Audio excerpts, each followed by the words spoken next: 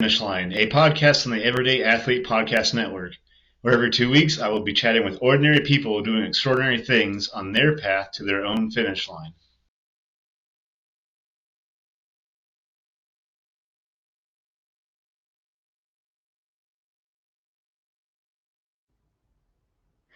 Hey everybody, welcome to Beyond the Finish Line. And today we have a special guest, Chad Sullivan. Chad Sullivan is here today, joining us. He is a father, a husband, an ultra runner, a sober runner. He is also editor of Hard Prairie Magazine, and someone that I consider a good friend. I lean on Chad a lot for a lot of advice with my continuing ultra distance journey, and I'm just super excited to have him here. And without further ado, I'd like to bring Chad up. Hey Chad, how's it going? I'm good, man. How are you? Yeah, good. Glad to have you here. I appreciate you having me on, man. Thanks. This is awesome. So I just want to start out and ask, who is Chad Sullivan? I know it's a big question, but please fill us in. Yeah, I mean, I think your intro was pretty on point. I'm a father, I'm a husband, I'm a runner.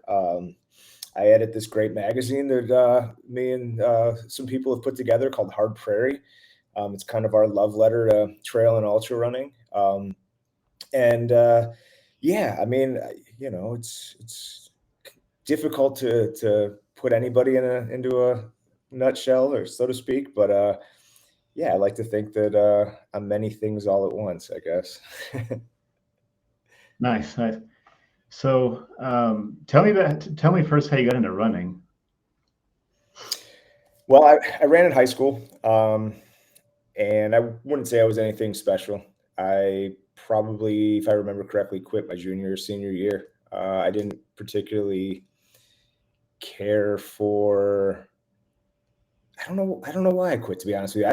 I think I was burned out from sports at that point. I think I had been playing some form of sport since I was 5 years old, summers included. And I think by the time I got to my upperclassman level in high school, I think I was just kind of over sports. And so I don't remember playing any my senior year, and I'm not sure if I played any my junior year, but I think that just kind of got wrapped together. I just stopped doing it. Um, by my early 20s, I'd gotten myself wrapped up into the drinking, drugs, all that thing, and by my mid 20s, I, for whatever reason, decided to start running as a way to, I think, offset some of the damage I was doing to myself that I knew I was doing to myself. And um, and actually, I think early on I used it as a way to quit smoking cigarettes. I don't think I used it as a way to quit anything else. In fact, I know I didn't, but it did help me quit smoking cigarettes. And so from there, I started doing little 5Ks, and then half marathons, and pretty much did that for many years. And about 10 years ago, maybe a little longer, I found trail and ultra running, and I haven't turned back since.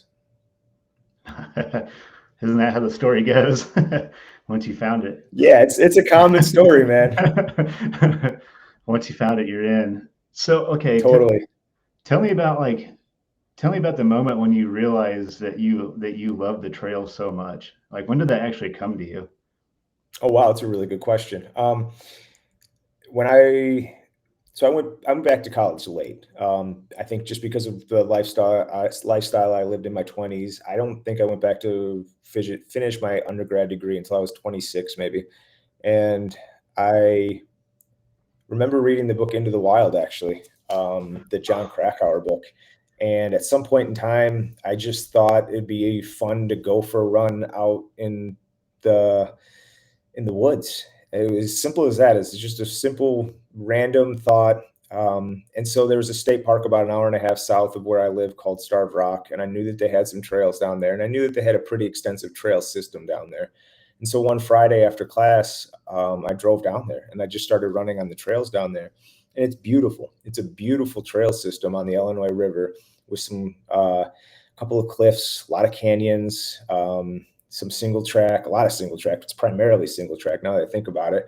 And I fell in love with it. And I didn't know what to do with that love. I just knew that I wanted to keep going back. So once I started doing that, I used to go back every Friday after class. I would drive down there. I'd run the whole network of trails from one side of the park to the other and back. And I think it was 10 or 11 miles, but it was perfect. It was perfect. And I began to really appreciate the connection I was making, not only to myself, but to the outdoors, and being able to kind of establish a newfound love for nature, and something I think I really enjoyed as a kid, but didn't experience enough of. And as I got older, I found that I had the freedom to do that more frequently. In my late 20s, I wasn't married. I didn't have any kids.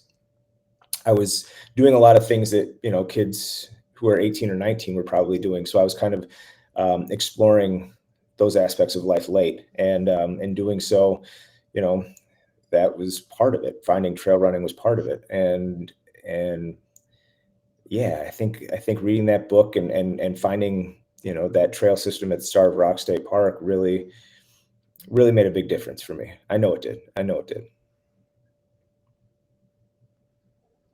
Yeah, it's beautiful.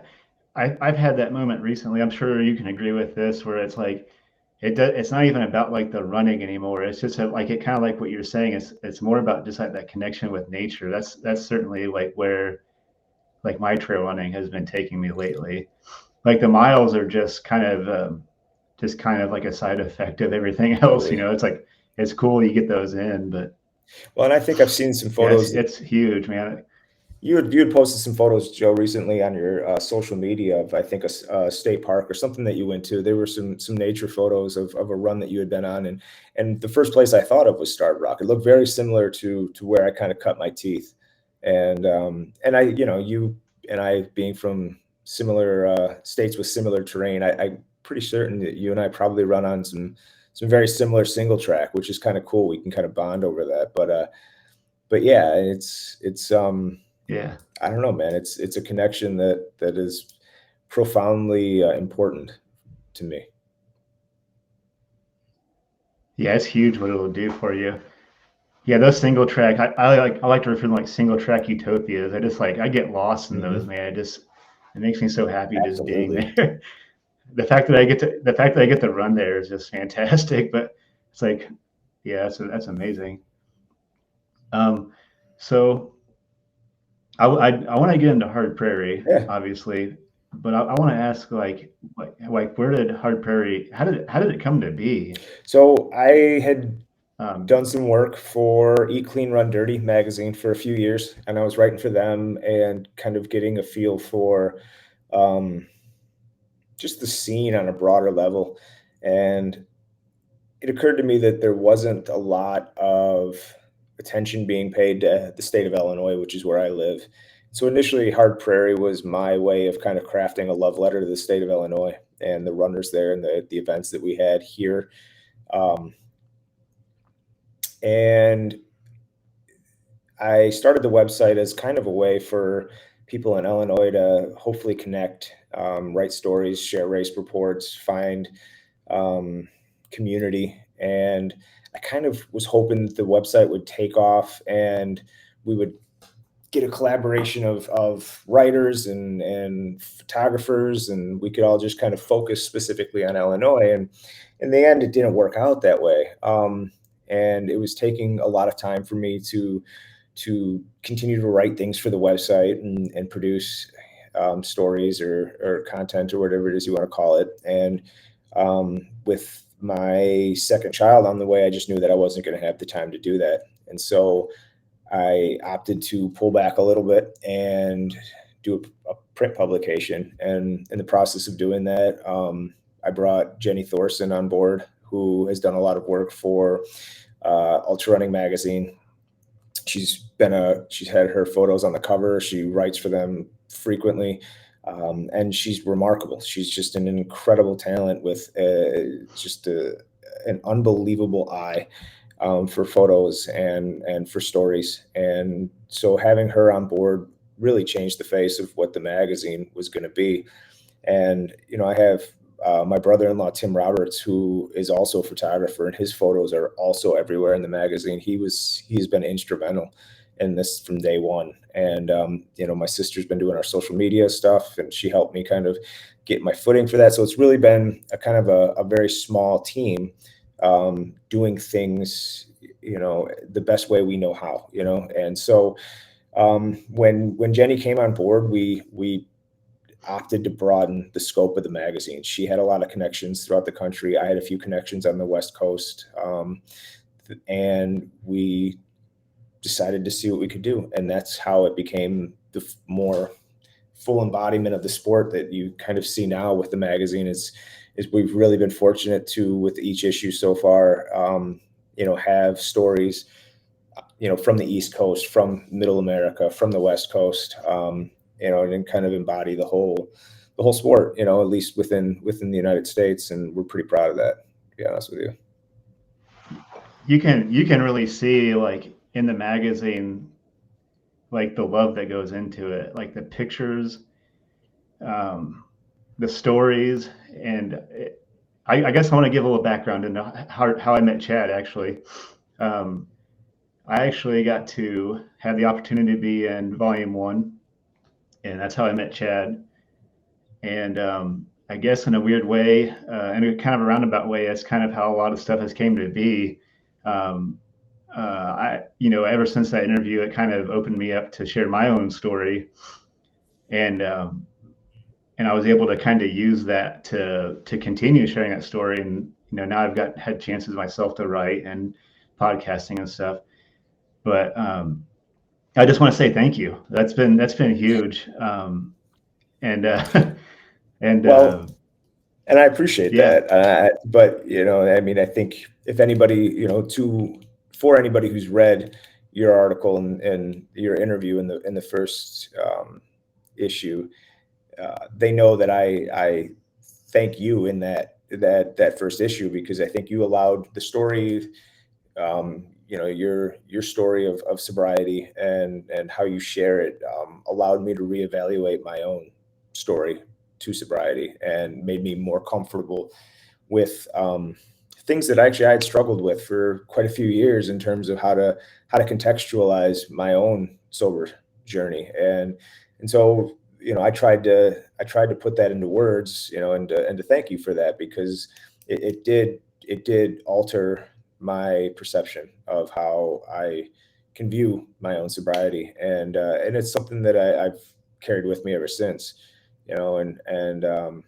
so, yeah, it was, I think it was great, because I think we both were able to garner something from that. And that's what this is all about, man. Right? This journey, Yeah. this magazine, these podcasts are sharing our stories and writing. I mean, we're just looking for connection. Yeah, I mean, certainly established those in this magazine. Like, man, this thing is a work of art. Just the feel of it. I've heard this said a couple times. It's like it's a it's a coffee table magazine. It's just gorgeous. And I guess kind of a background story, but like in like a previous life of mine, I was actually a lead pressman on a printing press. So it's like you can tell, like, from start to finish, everything in this magazine is beautiful.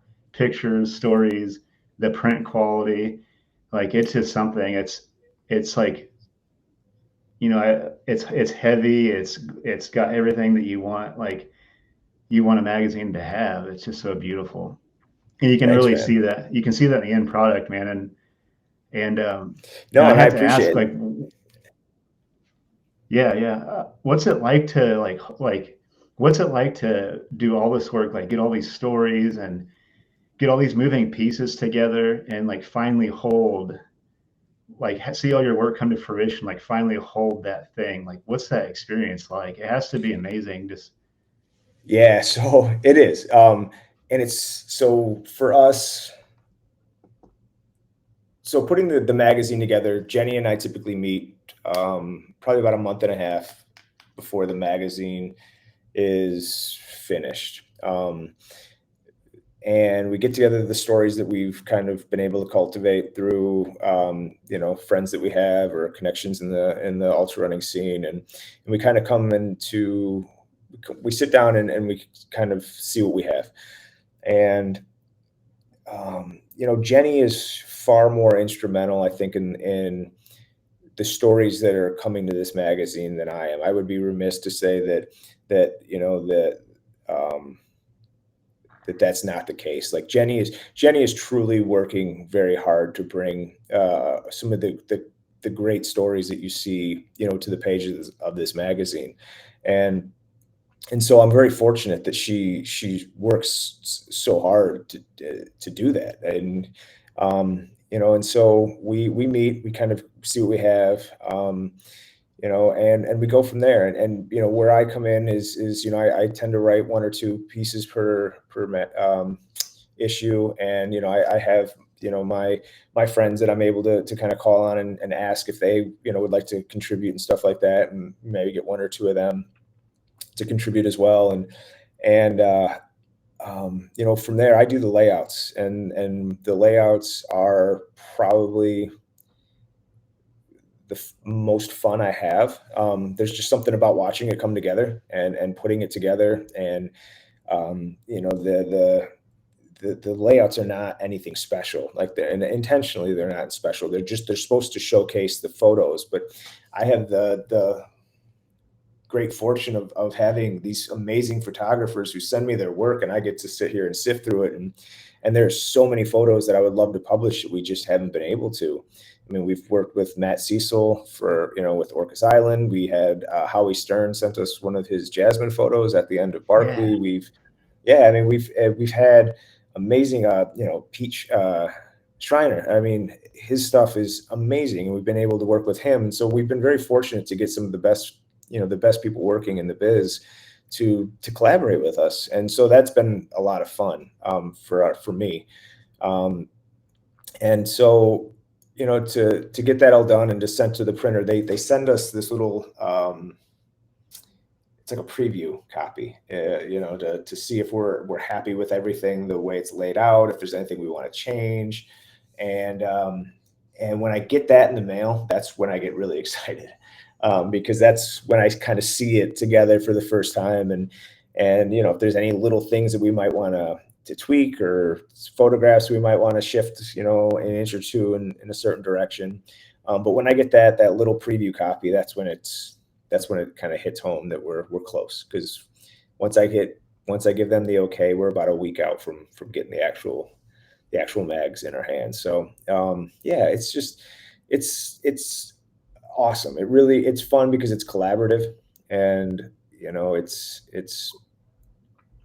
we've been very fortunate. We really have. I mean, we've been very fortunate that some really talented people have wanted to work with us, and we hope that continues. We want to continue to build those collaborative relationships within the community for sure. Yeah, definitely. So okay, Howie Stern gave you a photo. I saw that in volume 2. Yeah. How amazing! Like when you realize that, like, what was that like? I mean, he's like that's trail running royalty. I mean, I guess in a way, but yeah. Well, and see, that's just Jenny again. I mean, Jenny, I give her so much credit, because she really does go to bat for the magazine. She's the one that reached out to Howie and asked if there was any photos from Barkley that we could use, and or that we could publish. And she's the one that reached out to Matt Cecil and saw his photos from Orcas Island and said, hey, we would love to publish these. And she really believes in what we're doing, and so do I. And to have her really coming to the fore with this, and having those connections in place already, it's so beneficial for us. But that's all her. I mean, those are I mean, I don't, like you said, it's jackpot, right? I mean, one of his photos of Jasmine, like, at the end, like as she's kind of crouched, and I mean, that's jackpot. That's the best way to end a magazine, in my opinion. Yeah. It's just that's it, you know. And then he wrote something about the moment, which was even better. He wrote us a little something, and so no, we're so fortunate, so fortunate. Yeah, when I saw that, I was just like, no way! Like this is amazing. Like, of course, that That's my picture. words, my words exactly. Like, I'm proud of you, man. This is just amazing. I was like, holy cow. Um, Thanks, man. uh, man, that picture is just so raw too. It's like uh, you're catching someone like it's like so vulnerable and pure. It's just like that picture makes me You want to know, sign up for more stuff. yeah, that picture to me is, you know, every time I look at it, there's something new I notice about it. Like when I first received the photo from Howie's, I was really wrapped up in Jasmine, right, and the expression, the way her body was kind of falling, you know, to the ground at that point in time, the exhaustion that she was kind of displaying. I mean, I was really wrapped up in what her journey to that point was all about. And then the more I looked at that photo, I really became enamored with the background, the people in the background, and the exuberance that they were showing, like the release of tension that was occurring right at that moment. Because the way he took the photo, I mean, it's a broad shot of her, but you get everybody in the background, and you can see their reaction. I mean, they're going wild, and to me that really, I think, embodies or adds to the drama of the moment, because she's, you know, there were some people that for years questioned whether or not, a woman could finish that race, and she shut those people up so loudly, and it was awesome, and that tension was released, and that photo embodies that, and it's awesome. It was just such a great thing to see, and we were lucky. We were very fortunate that he allowed us to publish that. Yeah, it was definitely like the glass ceiling shatter heard around the world, man. It was like I for one didn't get anything done that day. I just kept refreshing and refreshing Howie's feed. Yeah, I think his feed was being shared by another trail runner. yeah. But yeah, I was just I mean, like holy cow. that race is held early in the year, and I don't think there's going to be. I can't imagine anything occurring in trail or ultra running for the remainder of the year that will usurp that moment. You know, that is the moment of 2024. I mean, it's, you know, I could be wrong, but I mean, to me, I would be hard pressed to imagine anything being as consequential as that moment, that finish. So going to pictures, I have to ask about the foot, the foot on volume one. Yeah, Give me some background into this. It's that that's. picture also lives rent free in my head constantly. So. I'm sorry. um, but you know what? I guess I'd be lying if I said that wasn't my intended purpose. That was I wanted issue one to have a cover that was going to make people stop and pay attention. And when Jenny and I were looking through some random photos she had taken, we were flipping through fast, and I told her to stop, and I said, "That's it."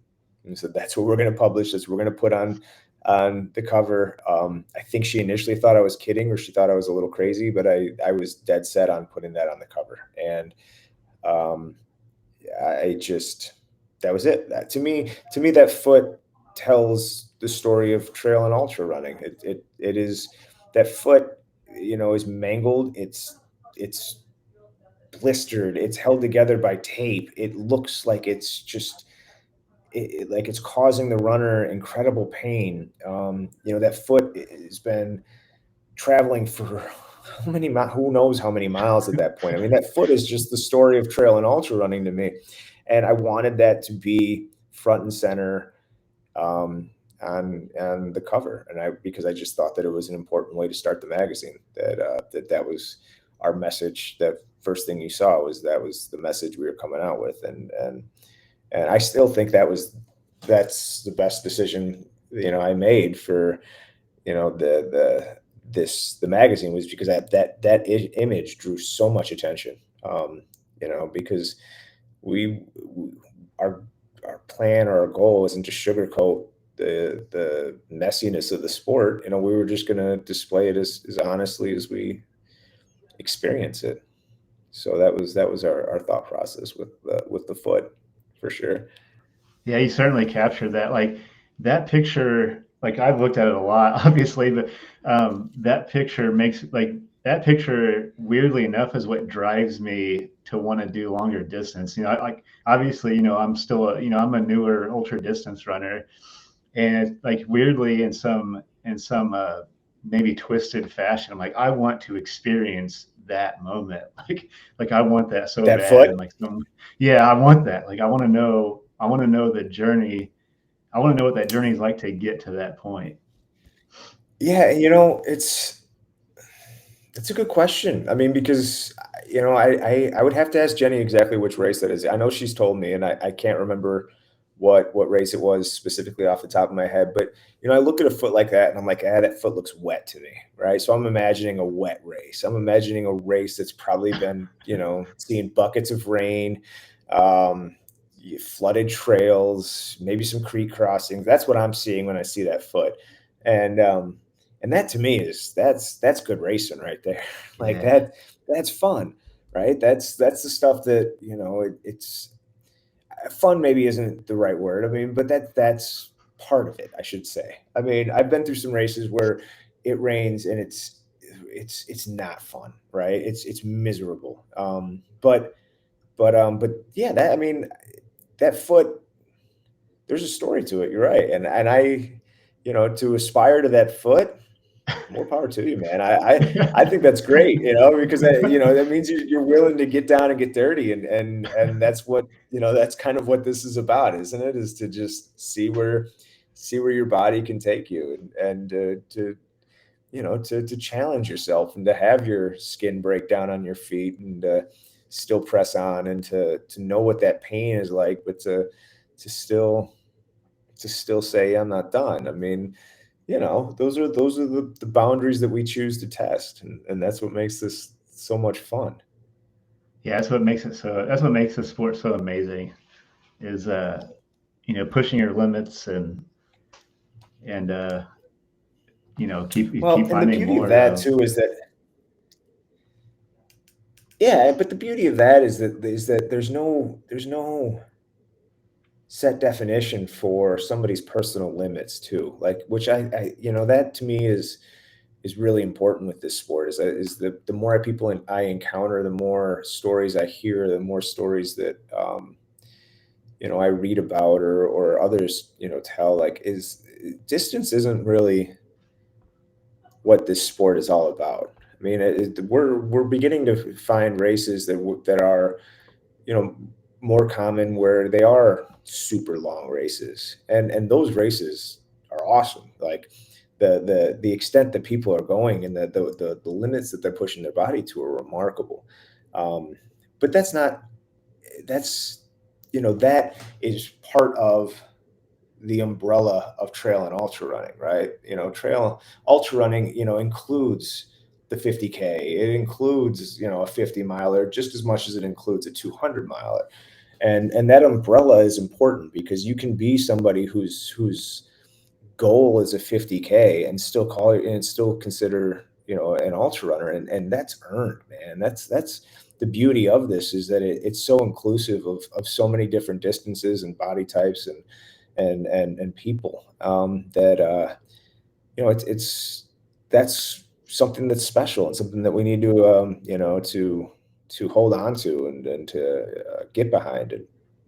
And I think that's remarkable, because somebody who's doing a 50K is going to experience some incredible pain, and it's going to be the hardest thing they ever do, and that might be their end all. That might be the distance that is it for them. And you know what? That's great. That is awesome. You know, I mean, that should be celebrated, totally celebrated. Yeah, totally agree. I mean, I felt the same way about my first trail 50K. I was like, well, I just did a 50K, but it's just like, no, I mean, I earned the heck out of that 50K, So yeah, I Right. certainly agree with that. Definitely, I'm trying to like throw that like talk out, like just this or just that, because like regardless of the distance, you earn the hell out of it. Right. Yeah, I mean, you earn it. I mean, regardless of distance, and to me, it's just that the day of the event is just the celebration for all the work you've done. That's just the cherry on top, anyways. But it's everything leading up to that is what trail running is all about. At least that's how I'm starting to see it And I now. think It's that, like morphing into that more. yeah, and I think that's a great way to look at it. I think that and it's okay to aspire to a longer distance. I'm not saying it's not. I just think that it's okay to know your limitations within the sport. That's all. I mean, with so much being more and more and more, and it's okay sometimes when it's just not, and I think those races that are out there, like the Cocodona 250, I think that's awesome. I love the spectacle that is, about that race. I think that, when I see, I follow that when it's going on, because I just think that's a really, first of all, it's a beautiful part of the country, and to me, as somebody who goes down there every year and runs in Arizona, I love it, and so to me, I think it's just remarkable. But that's just not everybody's bag, and that's okay. So but you're still, it's ultra running is, it's a wide variety of people with room for everyone. Yeah, definitely. Arizona is such a beautiful area. I haven't been in a while, but I used to frequent the Phoenix and like Tucson area every once in a while. I'd love to go out there and do something, but Yeah, we um, we go out every year as a family, and we're going to be out there in a couple weeks, and I can't oh, wait, man. cool. Nice, Yeah, nice. yeah. I may get a chance to go pace the Arizona Monster for a few, so I'm kind of looking forward to that. Nice. So that Yeah, you might be my should. chance. Maybe get a small glimpse of what that's all about. But Heck yeah. um, so you're a dad. I'm a dad myself too. I want to ask you, how do you navigate? You work full time too, so Hard Prairie is just a passion project, right? So you work full time. You curate this beautiful magazine with amazing people and photographers. You're also an ultra runner too. Um, how do you navigate all these things? Like, how did all these pieces kind of come together for you? I'm probably not well. I mean, Maybe I I'm guess asking maybe this is speaking. a question. Maybe this is a question Maybe. better asked to my wife. Like I try. I try to navigate it as best I can. I'm not. I'm. I. It's funny because I would say that since the birth of my son last July, my second uh, child, I would say that my running is gradually tapered to very little these days. As much as I hate to admit that, even to myself, it's been, especially within the last 4 months, my running has been very, very tough to maintain. And that's just because I have a 9 month old, and I have a daughter who's in school now, and so I go from work at 6:30 in the morning to 3, and then I have to come straight home to get my daughter off the bus. And so when I used to be able to run after work because schedules were different and my wife was able to get her from daycare, that's just not the case anymore. And so um, for me, I honestly, like, I get up every morning at 3 o'clock in the morning, and it's the only time of day I kind of get to myself before work. And And that's when I work on the magazine, or that's when I'll sit and do nothing, just to have some time to myself. Um, but yeah, I get up. That's what I do. And so it's funny. It's a tough question because it's probably not something that I juggle as well as I'd like to be able to. As a father, being a father and husband have to come first. And it's it's not it's not always easy. I mean, you know that. It's just not. I mean, I know Yeah. you have a lot of I know you are passionate about a lot of things outside of running and so it's not always easy to maintain um every hobby that we have with regards to our family, but family, in my opinion, always has to come first. Absolutely. I think I'm asking so maybe you can, maybe for myself, like, how do you navigate all this? But Yeah, I'm sorry. I probably but don't yeah, have the best answers because I mean, I guess if anything, you can get up at 3 o'clock in the morning. And it's funny because it's just what I do now, and I do it without an alarm for the most part because my body's oh, nice. become so used to it. So I get up, and that's when I do my writing for the most part. Is I'll get up at 3 and I write, and I used to try and run, but the truth is I don't really like to run first thing in the morning. It's just not. I always preferred it in the afternoon for some reason, and uh, and so yeah, running has kind of fallen off for me. And I know that's not a permanent thing. I just know it's a temporary thing. Um, but yeah, I had just had a race last weekend. It was awful. I felt awful and I performed terribly. But you know what? So be it. It's just where my life is at right now. There's nothing I can do about it.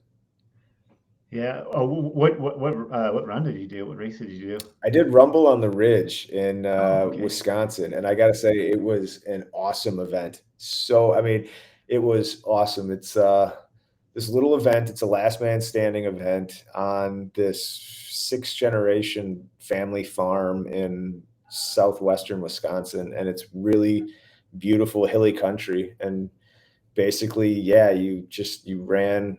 It's a mile loop every 20 minutes, but it was up this gnarly ass hill, and Oh, cool. yeah, it was the hill was just insane. I think it was like 300 feet or something like that. And so every 20 minutes you have to line up and run that hill again, and then yeah, but it was awesome. A really well put together event, really well organized, very small grassroots thing. But man, did they driftless running. I think that's who did it. They did an awesome job with it. I would highly recommend it. So much fun. So Yeah, definitely. maybe next year if I can get my stuff back into shape, I'm going to give it another try. Yeah, I love like I'm starting to really love loop courses too. I don't know if backyards have just like ruined me lately, but I love doing those small loops. So that'd be cool to check out. You should. I mean, I don't know, but I wonder. I mean, you can maybe like speak to this, but I wonder if that's not more of a Midwest thing too, because we just don't have the land that Yeah, is out west or out east. With the large national or state parks, we just the our park systems are just much more condensed and small. So the races that we tend to have around here are just loop races. Um, and yeah, definitely. Especially here, I know probably Illinois is the same way. It looks like so. mhm. Yeah, I think so. So Well, I want to go back to what you said about getting up early and writing. At 3 in the morning. I want to know if you would share with me what's your writing process like? um, so that's a good question, actually. My writing process. Um, wow, I never really thought about my process. I guess I just write and um, then edit as I go. I'm a very slow writer. I'm really working hard lately to speed up my process. And so for me, I'm probably I had a professor once liken the process to like being like a stone carver. Like that's kind of how it is for me. Is I chisel each paragraph out of stone, and so you can imagine how long it would take to sculpt something out of stone. That's kind of how I feel about my paragraphs. I take a very long time to write, and so I'm really working to speed up that process. And so in the mornings I'll get up and as long as I've got something kind of that I've been working on, it's been easier and easier for me to get back into the process. But if I in between projects, or I have something that's kind of just starting out, it's tough. It is tough. But I love it. I don't know. I love it. I love writing a lot. I've been branching out recently into just stuff not running related, writing wise,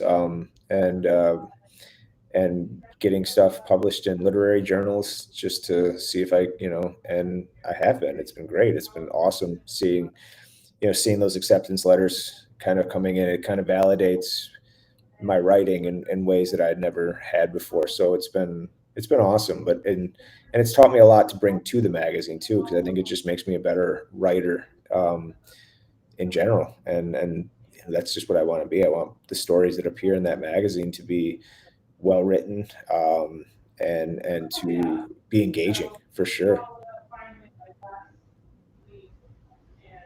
Yeah, definitely.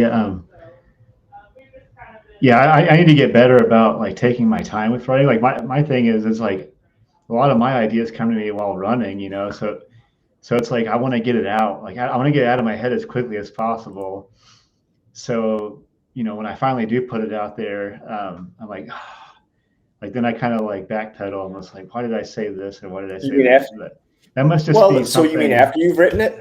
You think that, like, after you see it in print? Yeah. So yeah, and it's funny because Yeah. I used to do that too, and I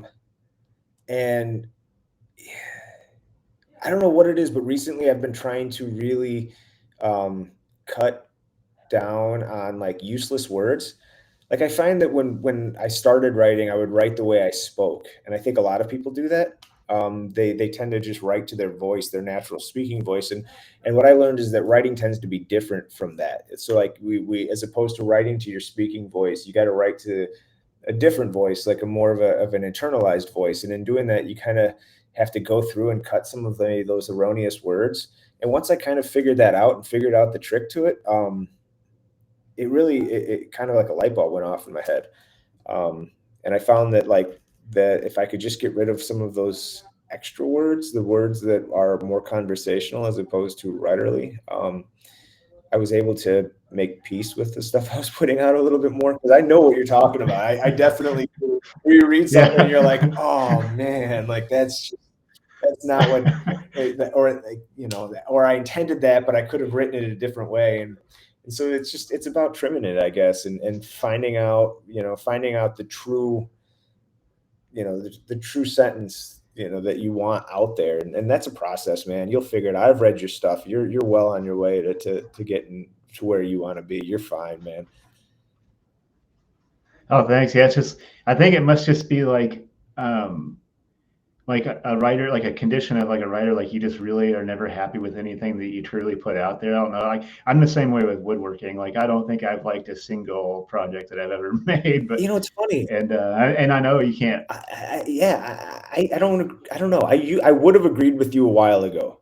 I don't agree with that now, though. I do think there's a way you can make peace with it and still find room to grow. Like I would say that the stuff that I've had recently accepted for like the lit journals, for example, like those aren't perfect, but like I'm totally okay with them, which is funny for me because I can't always say I've been that way in the past. And so I think that there's a way to be okay and like accept where you are as an artist, so to speak, and still find room to grow.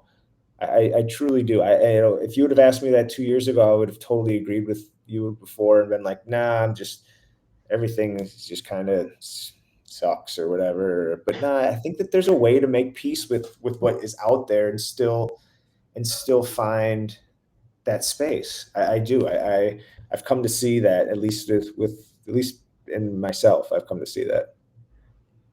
Nice. I'm glad that you're getting past that. I guess my time will come because it will, man. You're a phenomenal writer. Like your writing is what I want my writing to be. I mean, obviously not to go too far down rabbit hole, but that's like you and like everyone in your magazine captures that. It's like, this is so good. Like, this is what I like my writing to evolve to someday. So, And that's just, it's a practice, man. It's a practice, just like your woodworking. I mean, I've seen your woodworking, and it's no different than turning a lathe or whatever the process is that you do. You begin to develop that feel. So when the knife is or the blade is working, is doing its magic on a piece of wood, and you can kind of feel it in the process, the give or the take, of that whole process. You begin to feel that with the words that you're using, they become just as malleable. And it's like running, man. When you've hit that groove on a trail, right? When like your body is in sync with your brain and is in sync with the terrain. Like everything feels this connection, and it's there, man. I mean, you know it, and you'll hit those grooves, man. You'll hit that pocket. You just got to practice. It's like training. It's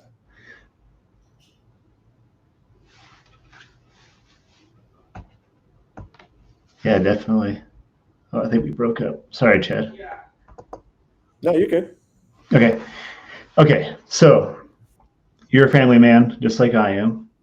And I had a moment when I was running an ultra back in December where I was running and I was kind of up against it. And I usually kind of go like phone silent for most of my runs, but I was doing pretty poorly. And I checked my phone and I saw this text message from my daughter. She had been tracking me while I was running, and all these this group message came from my family about, you're killing it, you're crushing it, keep going. And I saw something that stuck out to me in one of your Instagram posts, I think, and I was wanting to ask the background behind the nickname Dinosaur Man.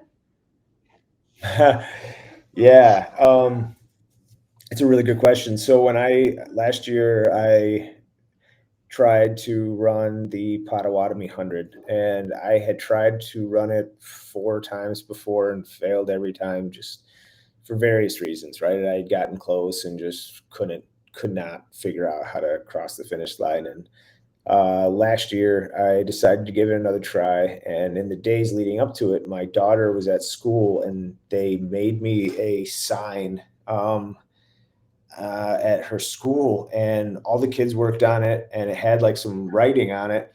And one of the things on there that just was, it said like, "You're crazy dinosaur man," or something like that. And and, and I asked Isla, my daughter, I said, "Kiddo, where did you come up with dinosaur man?" And she just said, "I don't know, Dad, but you're kind of crazy for doing this." And so I don't know where she came up with it, right? But it was on this sign, and I put this sign in the base of my tent, on the floor of the tent. And after every 10-mile loop, I'd go in there to regroup or whatever, and I'd look at this sign, and I just started to say, "I am Dinosaur Man." As the race started, when things started to go south for me, and I started to feel pain, I just started to repeat this like a mantra: "I am Dinosaur Man." And I didn't know what it meant, and I know my daughter didn't know what it meant either. Um, but it meant, it was whatever it was getting me through. And I knew that she was going to be there if I finished, right? And she was. I kept saying it: "I am Dinosaur Man." And and at the end of the day, like, it's one of those things where, like a kid will do without having any sort of preconditioned expectation behind it. And I just took it and ran with it, literally. and she was there. She was there. She ran with me for the final like 100 yards of the run, and I just remember I was bawling. But yeah, like that was it, man. Like, it was something as simple as just this little sign that she made with her friends at school. And I still have the sign, I think. I'm pretty sure I do, but I know I have the memory. I was thinking of getting it tattooed actually on my arm somewhere, but just I don't know. Just so if one day she ever asks me, "Dad, what's this Dinosaur Man thing?" I'll tell her. Yeah, that's beautiful, man. I saw that. I was like, my daughter did something similar. She like made these like little thumbprint people and put like "Don't stress out." Like, and I had that like on my desk at work, and that's gotten me through some tough stuff. And then like my last backyard, my family showed up at like mile 40 something, and I was just like, oh my goodness, I didn't even know they were going to be there. Like, so same thing, like it pretty much got me to tears. But that, like, I just love that, man. I love the nickname, and I love that you have that support. So it's got to be like a huge, like we couldn't do this Yeah, it without is. them, right? I mean, No, in fact, no, we couldn't at all. Like, and you know, I've been fortunate in the sense that my family has also been serving as my pacers for years. You know, every long event I've run, you know, my sister and brother-in-law and my dad have come along as my pacers. That's just kind of, and you know, for me it was comfort because if things got nasty or if or ugly or if I got down in the dumps or whatever the circumstances were, I just knew that I could. They'd already seen me at, you know, my worst, so I could be honest with them, you know, and plus it was fun. I'm close with my family, so having them come along as a pace crew is just great. But they were awesome at last year's pop, you know, helping me get through that run because it was like just like Illinois weather in you know, in spring. I mean, it went from being like 80 something and sunny to being like 39 and sleeting 12 hours later. I mean, it was just an ungodly weather race, and they didn't complain at all. They stuck by my side the entire time in the worst conditions imaginable, and they did it. They were incredible. I couldn't have finished that race if they hadn't been pacing me. There's no doubt. yeah, likewise. There's no way I would have made it that same thing. I ran through every weather condition in the Midwest that day. What you said is the most Midwest sentence I ever heard. Like I got hailed. I was cold. I was overheated. I got hailed on. There was lightning. I everything that day. But yeah, you can't do it without them for Yeah, sure. I mean, nah, um, nah, I'm lucky. so I know you said you're not really racing a lot lately. I know you mentioned in like our private conversations that you were doing a little pacing here and there, but are there any races that you have coming up or training for at all this year? Well, you and I are signed up for the timely Yeah, I'm nonsense. fired up. Yeah, I have too actually. But that's actually the only thing I have on the books right now. I'm doing a pacing gig in uh, October, I think. Oh, cool. Other than that, I don't really think I have anything on the books right now. And I'm not quite sure I'm going to change that either. I think I'm going to keep it pretty wide open. You know, with the magazine being what it is, it's taken a lot of time, and also I've just realized that having races on my docket right now with the two little ones is maybe just not ideal. I think I definitely had that reiterated to me this past weekend, just not feeling uh, up to the race, up to the challenges of the race. And so I think to be honest with myself and just it's not the year for me to do races. And I'm cool with that. I think it'll be fun for me to maybe find some ways to explore and do some adventure running again, and maybe see if I can't do some extended little 50-mile runs between my house and some kind of erroneous destination. I don't know. We'll figure it out. I'll make something fun up, but I don't know if I'm going to sign up for any races this year. I think I'm going to keep that pretty clear. My schedule pretty clear. Yeah, cool. I'm jazzed about doing timely with you, man. I can't wait. Yeah, me too, man. Yeah, it's gonna be awesome. Yeah, you talk about running in loops. That's a tight, small loop, but it's in the middle of the city, and it's cool because the people putting that event on, Cuss Running, they're just Allie is such a class act, and her events are just some of my favorite without a doubt. Just so much fun. There's nothing serious about these runs, but I mean, you can get some serious miles in there, but they are just the most fun. I think, yeah, she had a race not too long ago, and she had a magician out on the course I trying saw to, yeah, I saw that. That's so cool. yeah, I love doing like Chicago you're too, running. but Oh yeah. yeah, So I can't wait. Like, well, I'm like obviously, I'm from like I was born in Chicago. I'm not from Chicago, but I didn't um, know that. I didn't know you were born in Chicago. oh, Evanston, sorry, but Oh, yeah, all right, yeah. yeah, we there for a while as a Navy brat. So we lived. My dad taught firearms at the Great Lakes Military Academy till the '90s. So that's how I got here. But Oh, um, okay. I didn't realize that. yeah, so okay, we're running out of time, unfortunately, but I know I wish we could do this. We could talk for way longer. We'll have to do another episode again, absolutely. I'm But totally game. um, what other projects are you working on outside of Hard Prairie? Um, Oh yeah, we got a dog. Yeah. yeah, Okay, this is Maddox. This I'm glad is I got to see dog. yeah. What other projects do I have? So right now I know you. running. So Yes. actually, like I've been, no, it's all good. I've been, my other project right now really been to just focus on getting some stuff into some lit journals and do some writing that way. Just to really expand uh, my own practice, I think, of just being a writer, and just honing it, and that's been a lot of fun. I'm trying to get faster. I'm trying to get clearer. I'm trying to get better, and getting into these journals, which isn't an easy thing to do in many cases, is validating because when I do get accepted or something like that, I feel like I'm heading in the right direction. So really, that's kind of what I'm working on, is just being a better writer. And yeah, so Cool. Yeah. I mean, it's just like anything, right? You just gotta fine tune and hone in, and yeah, it's totally, amazing, man. I'm totally. super excited to see where all this goes. Not only did I get to be in the first volume, but I'm just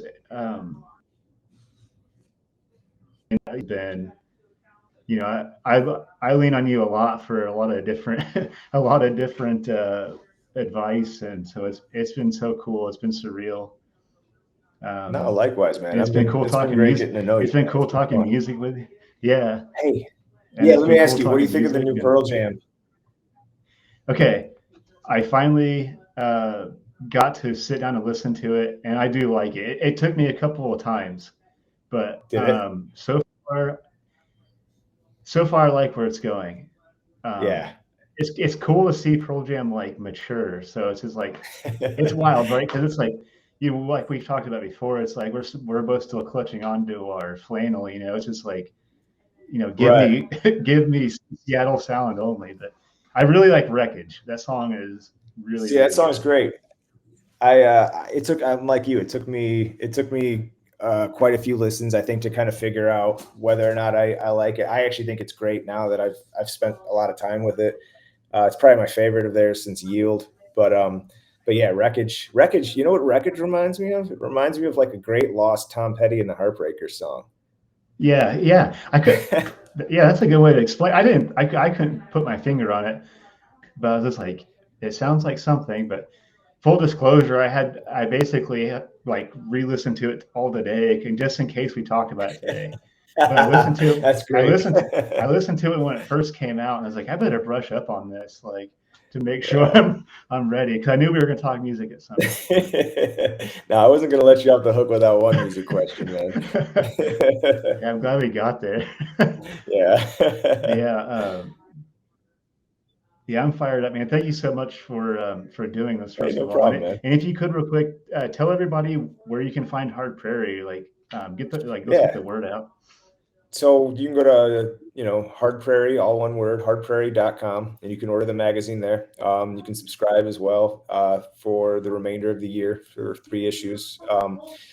We're quarterly, so we come out every 3 months basically. And you can go to our Instagram and follow us there at Hard Prairie. Uh, and yeah, just keep following us, and we're working. We're starting work on issue 3, and so that'll be out in July, and then issue 4 will be out in October. So, Yeah, thank you, Chad. It's truly a work of art, so I recommend it to anybody. thanks, man.